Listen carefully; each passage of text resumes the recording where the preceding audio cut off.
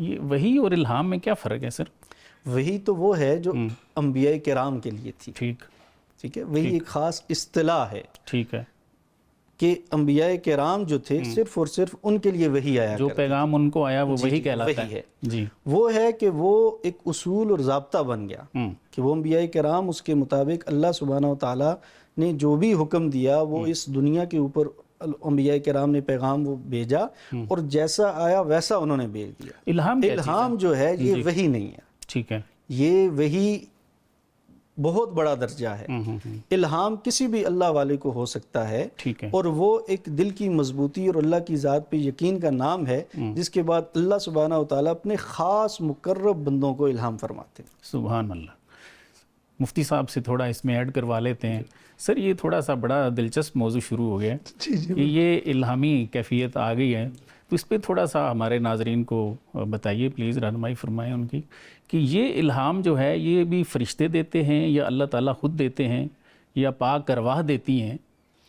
یعنی اس کا ایک آسان لفظوں میں جو اس کا اگر ترجمہ کیا جائے جی تو خیر کی بات کسی کے دل میں القاء کر دینا، سبحان اللہ، کوئی بلائی کی طرف رہنمائی کر دینا۔ جی جی، جیسے حضرات صحابہ اکرام میں حضرت عمر رضی اللہ تعالی عنہ کو سبحان اللہ جی، اور قرآن کریم، اس لیے قرآن کریم میں کوئی 27 یا 28 آیات بھی حضرت عمر ہی کے مشورے کے مطابق نازل ہوئی۔ درست، یہ مثلا آپ صلی اللہ علیہ وسلم پردے والی ہے، غزوہ بدر کے موقع پہ ہے، قیدیوں کے بارے میں ہے جی جی، اسی طریقے سے آپ صلی اللہ علیہ وسلم کے ساتھ حضرت عمر رضی اللہ تعالی عنہ طواف کر رہے ہیں جی جی، اور دوران طواف خود عرض کرتے ہیں کہ آقا یہ مقام ابراہیم ہے اور یہ ایک تاریخی پس منظر ہے اس کا، تو یہاں اگر ہم 2 رکعت نفل نماز پڑھیں صحیح، تو آپ صلی اللہ علیہ وسلم فرماتے ہیں وما ينطق عن الهوى ان هو الا وحی یوحى،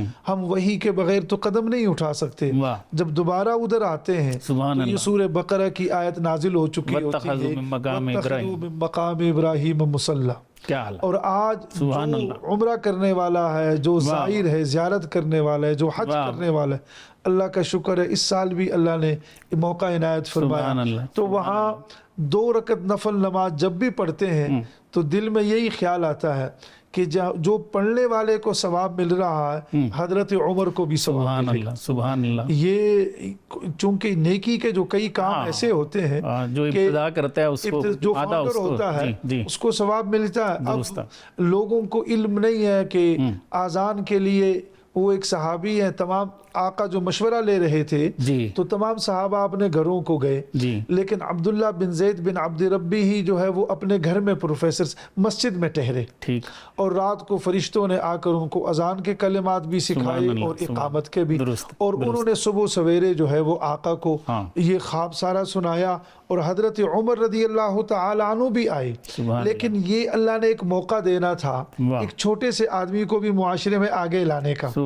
تو آج جتنے بھی مؤذن جو ہے ہو سکتے اس وقت بھی دنیا کے کسی کونے میں اذان ہو رہی ہوگی، تو یہ ثواب جو مؤذن کو ملے گا عبداللہ بن زید بن عبد ربی ہی کو بھی ملے گا۔ تو وہ بات چل رہی تھی الہام پہ کہ حضرت عمر رضی اللہ تعالی عنہ کی ایسے کئی آیات ہیں، تو یہ کئی لوگ آپ سنتے رہتے بھی ہیں، وہ کہتے ہیں اللہ نے میرے دل میں یہ بات ڈالی اور پھر میں نے قدم ایسے اٹھایا، تو اسی کو الہام کہتے ہیں۔ اور قرآن کریم میں اس کا تذکرہ بھی ہے سورہ شمس میں فَأَلْهَمَهَا فُجُورَهَا وَتَقْوَاهَا، درست ہے۔ اور آپ صلی اللہ علیہ وسلم خود بھی فرماتے ہیں یہ جو استخارہ ہے یہ بھی الہام کی ایک صورت ہے، کہ اللہ سے آپ مشورہ کریں، ما خواب من استخارہ، حدیث میں آتا ہے کہ وہ آدمی کبھی نامراد نہیں ہوا جس نے استخارہ کیا، وما ندم من استشارہ۔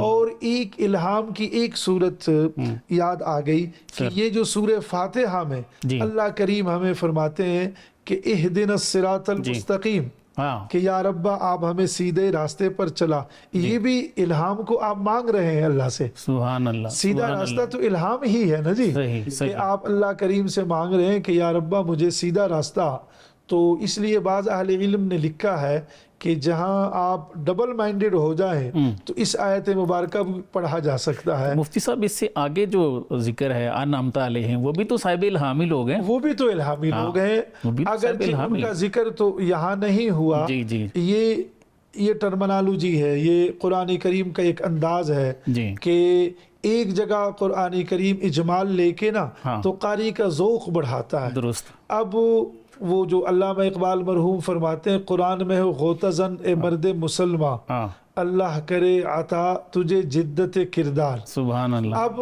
قاری قرآن غوطہ لگائے گا، غوطہ زنی کرے گا، غوطہ خوری کرے گا کہ یہاں تو انعام یافتہ بندوں کا ذکر نہیں ہوا بلکہ آگے تو ضالین اور مغضوب علیہ لوگوں کا.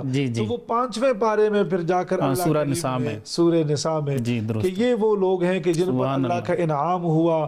انعم اللہ علیہم من النبیین والصدیقین والشہداء والصالحین وحسن اولئک رفیقا. سبحان اللہ. اور پھر توبہ کی طرف آتے ہیں کہ توبہ محترم جو توبہ نصوح پر بات کر رہے تھے تو اہل علم نے ایک اس کا معنی یہ بھی لکھا ہے نیک لوگوں کی صحبت اختیار کرنا. اور یہاں پر بھی فرمایا وحسن اولئک رفیقا، ان لوگوں کی سنگت جس کو مل گئی اس سے بہتر اور کوئی بہترین دوست. سبحان اللہ. سبحان اللہ.